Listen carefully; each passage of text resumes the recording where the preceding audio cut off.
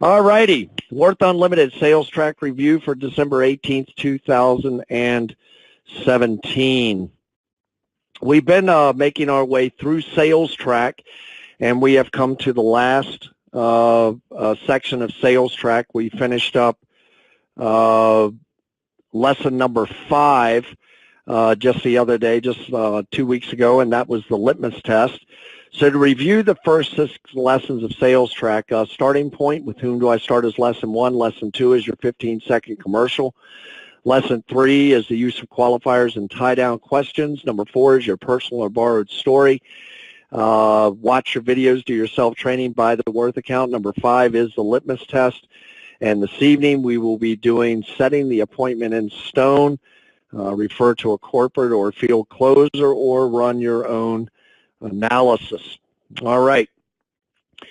What we've learned from Sales Track, and I know you see those first 6 lessons and everybody seems to think, oh my goodness, 6 lessons just to start off with a company. Well, what I want you to understand about these 6 lessons is these 6 lessons are nothing more than your introduction. What we have done is taken about 15 to 20 minutes of conversation and broken it down into 6 basic components, starting with whom do I start. But what we do know about Sales Track, what we keep reiterating, what we keep understanding is a good story, a compelling story, a personal or a borrowed story, a story of success is always remembered. People may forget the concepts and information shown in a PowerPoint analysis demonstration, your conversational language. People tend to gloss over when they just start getting into numbers, but if you tell people a really strong, powerful, personal or borrowed story, that is something they're always going to remember. A well-orchestrated, concise, and to-the-point story gets our message across like nothing else. This has been proven time and time again in our business that we have come to understand that all of the other tools that we have in place, everything else that we can do to show a client how this program operates, truly pales in comparison to you having a really good story. Now, I would normally go to Joan here, but I can tell she's still wrestling with a bit of a cough. So we heard a lot of really good personal and borrowed stories, and if you missed that presentation, all you have to do is go to YouTube and type in Worth Unlimited Personal and Borrowed Story, and it'll pull up that training for you, and you can go back in and watch that training and get your mind wrapped around what a good and compelling personal or borrowed story should look like for you. When I say a borrowed story, it's not just something you make up. Go back to your old analysis. Go back to clients that you know purchased the program. Stay in touch with them. This is a great way to come up with a good personal and a borrowed story. The next section that we want to talk about a little bit in review is what the litmus test was. And that is these 2 questions that you're going to ask your client near the end of your 10 to 15 minutes of introduction with this client, getting to know them, exchanging information. On a scale of 1 to 5, 1 means nothing and 5 is absolutely imperative. Where on that scale is your desire to get out of debt? The follow-up question to that is if they answer positively to your question, in other words, they give you a 3 or 4 or a 5 to getting out of debt, you want to follow up with the question, are you serious or are you just curious? Now, I know that sounds really simple, but those 2 statements back to back are actually committing your client to some degree of seriousness about moving forward with you, about finding out about how to get out of debt. Now, the one thing I do tell you is do not coax them. Give them time to respond. Everybody processes information differently. You have to give them the opportunity to process the information before you add in another question, before you make another statement. State your case, be quiet, let them respond to the first one, don't coax them through it. And then once they answer that question, if it's a positive response, ask them, are you serious or are you just curious? And remember, With Sales Track, this is a track not just for selling, this is a track for recruiting as well. So you can add things in there like, I work for some individuals that help people take care of their finances, prepare for their future. We're seeing great success in this. Is this something you would like to know more about? Would you like to know more about it from the product side? Would you like to know more about it from the agent side? Would you like to know more about it from both sides? It just takes a little tweak to your language to Sales Track to move this from just trying to sell the product to the first 6 lessons of the Sales Track be about recruiting a brand new agent to your team. Here's where a prospect would be added to your back office. Now's the time to share the videos with your prospect. Follow up and set up your appointment in stone. So tonight what we're going to review is we're going to review setting the appointment in stone and what that looks like where we're concerned. What I do want you to understand is setting the appointment in stone is not something that we just pulled out of a book. Setting the appointment in stone is a method that we have been using for years here at Worth Unlimited, and it has proven itself to be a very successful method. And the email that went out basically asked people, do you want to set appointments that people will keep? And this methodology, if you go through this structure, has been the most successful appointment setting structure that I have ever seen. So, better safe than sorry. One of the things that I do want to really get across to individuals is we are in the age of technology and we sell a technology program. Business cards, I'm not saying they don't have a place, but just about everybody has a cell phone, a smartphone, something along those lines. When you get the information from your client, put phone number, email, all of the notes, put them right in your cell phone and call the client right then. What this helps do is, let them know what you're doing. The call will register on their phone, and it'll be easier way for them to save that call. Plus, you also know if they gave you what? The right phone number. This will actually verify that all the information you have for them, the contact information, is accurate and correct. When their cell phone rings, tell them to pick it up and add your contact information in there as well. I want everybody to understand that becoming a product of the product is very important, but it is not essential. I want to make sure that I say this. In order to join the company and sell the product, you do not have to own the product, but what we have found is individuals that are selling the product that own the product seem to have a little bit better logic sequence about how this product comes together when they're explaining that to a client. If you are in debt and you are an agent, without equivocation, you should own this product, because one of the first things that's going to come out of somebody's mouth when they ask you and you're showing them the product is, do you use it? And one thing that we always want to balance is we always want to have ethic and integrity in everything that we do. If you don't use it, please be upfront and tell people that you are not currently using the program for whatever reason it is that you are not utilizing the program. We always want to remember as well that sales process is an art form, and the appointment process is no different. It has sequence, steps, and rhythm. And what I mean by that, everything that you do in sales has a recipe or has a process.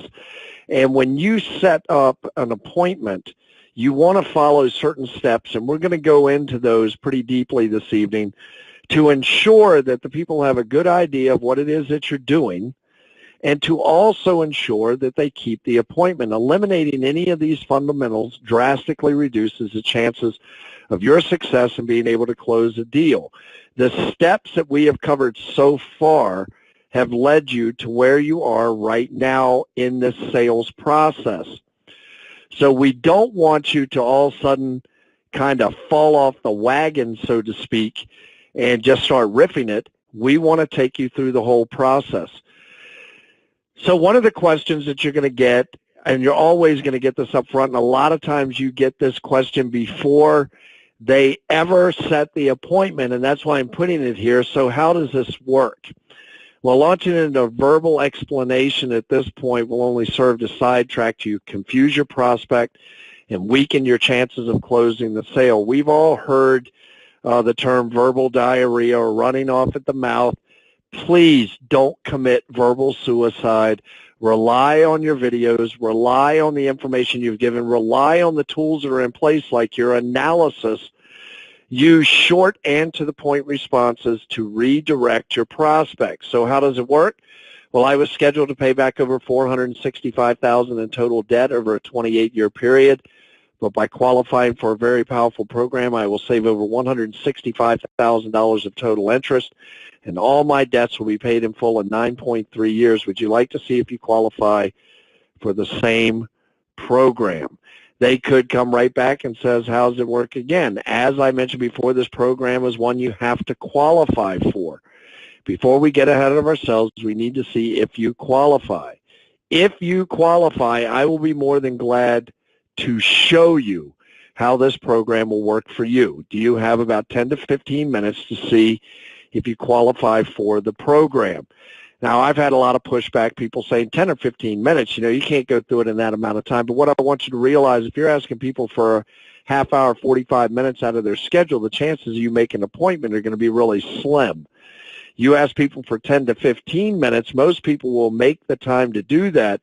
And then if you are there in front of them and the information that you have for them is pertinent and is relevant to their current situation, people will spend whatever amount of time they need to spend to make sure that they have consumed this information. We always want to be careful with a client in trying to verbally explain this. This is the reason for the videos that we have out there. This is the reason for the analysis. You would never really have to show the client exactly how the program works. When you're showing them how it works, you're showing them their results. Now, you also have a demonstration account. It might be a good idea for you to be versed in how to give a good demo, and those are recorded presentations in your agent portal, so you can go back and listen to them. We actually have a demo script posted there as well for you to follow along with, and it tells you exactly what to do and what to move. Whatever your methodology is for showing this to the client, please eliminate long, lengthy explanations of how this product comes together. So let's say that your prospect comes back and says, yeah, I guess I have 10 to 15 minutes. Here's where we start going through the process of how do we set an appointment in stone. You always want to give them a choice of two when possible. Sometimes you're going to have to give them three choices, but your best bet is to stay with two choices. Have you ever seen the guy that's standing in front of the buffet line and he's hungry and he's got his plate in his hand and there's 25 different options and he can't decide which way to go? Well, a lot of that is because the brain doesn't process that many choices. If you give them two choices, it's called reduce to two. Typically, people will select one or the other choice. So what works best for you, weekdays or weekends? They come back and say weekdays. Here's where you're going to probably give them three, or you can eliminate it to two depending on what your schedule looks like. What works best for you, afternoons and evenings? What works best, mornings or afternoons? What works best, mornings or evenings? Define that form and let them give you an answer. Remember, on everything you ask a client, let them give you an answer. They come back and say evenings. Two possibilities. What evening this week would work best for you, Tuesday or Thursday? You should be looking in your phone. You should be looking in a day planner.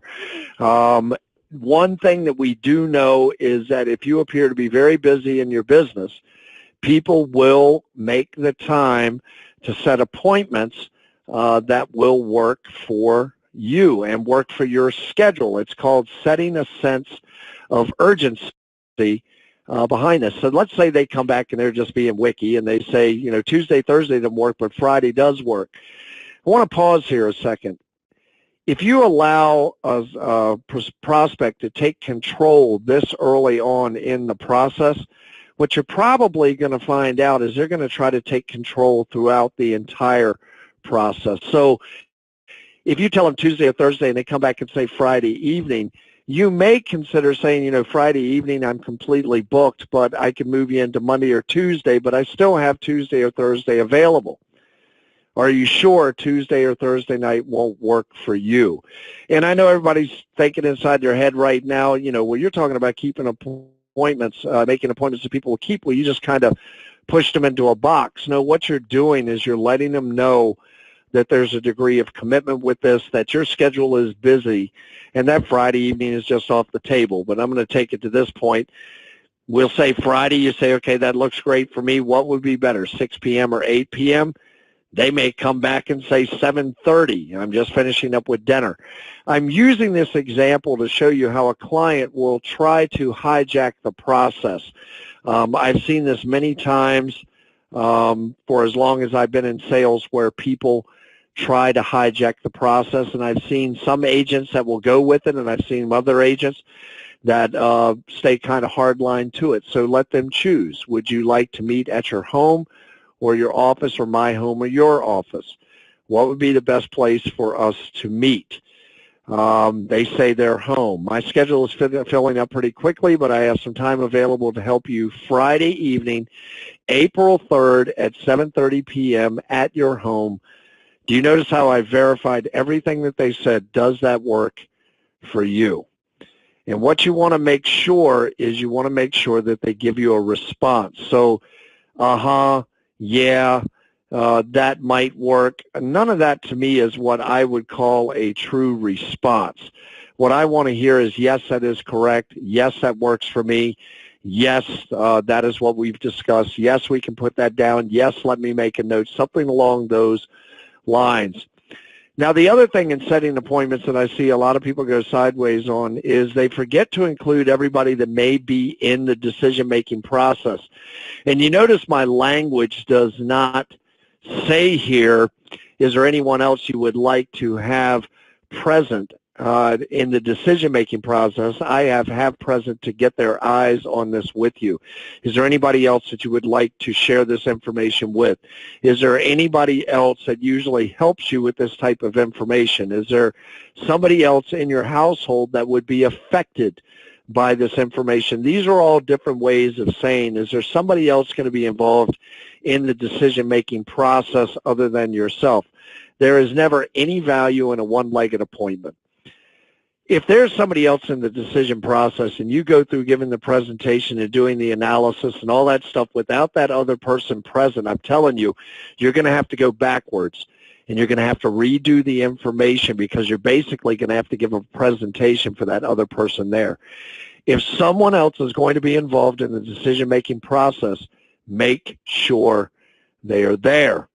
Well, I hear all the time, well, how do I make sure they're there? Well, let's get to that. Another party introduced. Yes, my wife, husband, significant other, tax guy, dad, they want to be involved in the process. So what do you think you ought to do here? Well, try to see if you can get them on the phone right then when you're setting the appointment.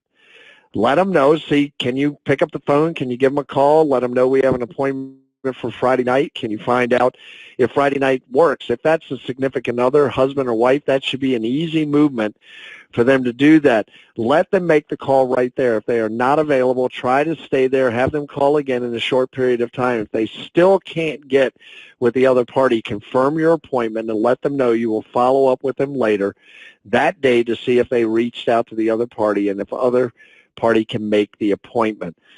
What I'm saying here is you want to try to confirm the other party right there at that first appointment that you're setting. If you can't, you don't want to irritate your client. Just let them know, can I follow up with you a little bit later today or follow up with you first thing tomorrow to see if that other party is going to be present? Who is that other party going to be? That type of situation. Yes, my wife can make the appointment. We'll just move that they said, yes, that can happen. Okay, so let's make sure we are both clear. We have an appointment set for Friday evening, April 3rd at 7:30 p.m. at your home with your wife. Does that sound correct? And wait for them to respond again. They're going to either say yes or no. Hopefully it's a yes, and if they say it's a yes, I always move to one more statement, and this seems to be the one that seems to be a little bit uncomfortable for people, but this is a big part. Every one of these steps has been very big, reduced to 2, breaking it down, fitting in each component. But the set in stone is literally this. I am a businesswoman, man, that honors my commitments. Now, I'm going to be at your home this Friday, April 3rd, at 7:30 p.m., ready to go. Can I expect the same from you and your wife? Watch their body language, watch what they're saying, and look for that yes.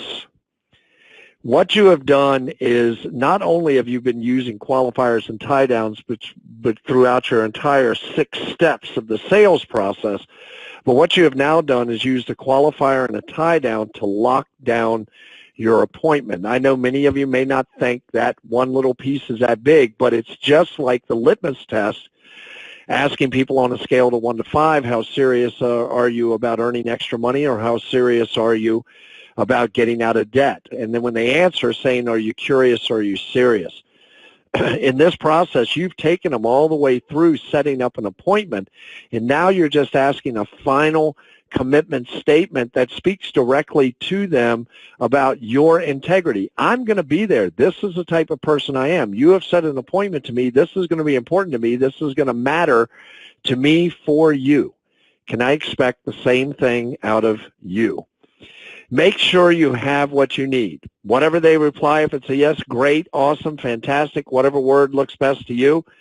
I'm really looking forward to meeting your wife and chatting with you again about this powerful program. May I have your cell number, your email address, so I can send you an appointment confirmation. You may have already got this information. You may be right at the stage right now where they're setting the appointment and you want to get all this information now. I'm bringing this up at this point that if you don't already have the information, now's the time to put it into your cell phone. If you do have it, pull out your smartphone and verify the email, verify the phone number. You may even want to ask for a phone number for the other party. If they're on the phone with the other party, you may want to get a confirmation directly from them. So do know that you want to reiterate your contact information, that you have it hands-on, and that they have your contact information as well. Another thing that I find a lot of agents don't do is prepare your client for what is coming down the pike. Now, just a reminder, we'll be doing a short 10 to 15-minute questionnaire regarding your household income and debts.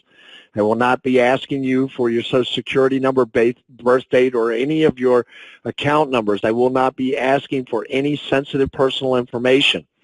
All we're going to look at is things like your mortgage balance, interest rate, and payment, and the same on your other debts, as well as your income amounts and frequencies. Does that sound okay to you? Again, you're getting their permission. I would back that statement up with, can you have all of that information together and ready on the night of our appointment? We do have a worksheet in the agent back office that you can access. I think the worksheet's a little clumsy. I would just tell them that you need the information you put right here. You could even tell them, you know what, I've got your email. After we set the appointment, I'm going to send you an email that has a list of what you need to have together for your appointment with your significant other, your wife, whatever that looks like, for Friday evening at 7:30 p.m. If you would, when I send you that email, make sure you send me a reply back that yes, you received it, and yes, you will have that information together and ready.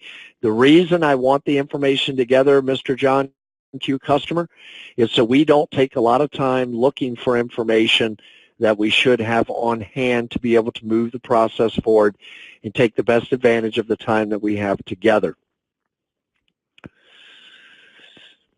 If you're going to turn it over to us, if you are not going to be the one to run the appointment, if you're not going to be the one to do the analysis, then you want to inform them this way. What we're going to do is make a call together and set up an appointment for a free analysis. So this could be setting your appointment in stone.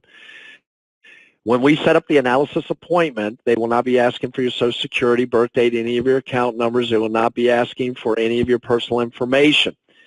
on the date of your appointment, all they're going to do is ask about things like your mortgage balance, interest rate, and payments, and the same on your other debts, well as your income and your intervals. Does that sound okay? So what we're going to do is make the call now.